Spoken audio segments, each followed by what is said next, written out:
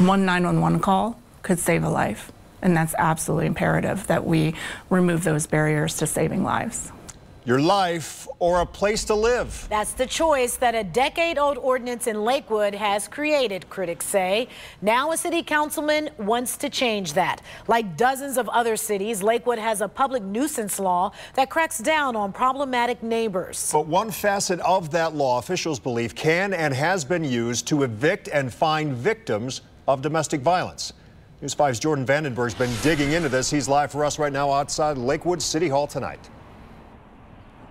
Councilman Dan O'Malley says the city of Lakewood stopped using domestic violence to trigger the public nuisance law a while ago, but he wants it removed altogether because he says sometimes perception is reality.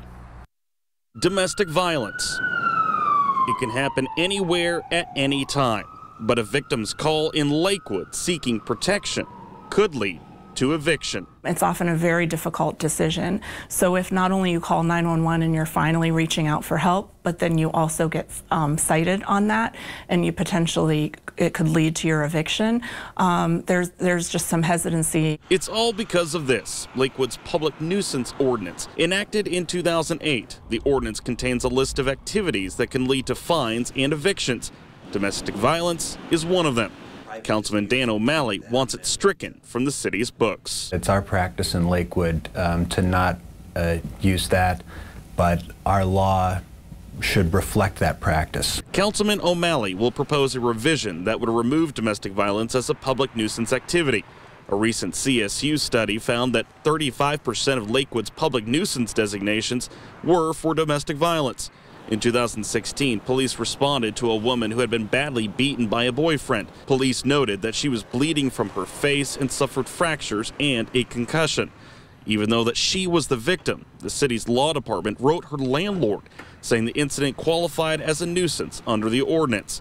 O'Malley says the city has stopped enforcing that aspect of the ordinance, but as it's written now, victims can be re-victimized under the ordinance, and that's what's troubling. If there's something in our law right now, especially if it's something that's going unused, that is at all creating any confusion or any hesitancy on the part of a victim, we need to do what we can to remove those barriers. Abusers have this power and control over the victim.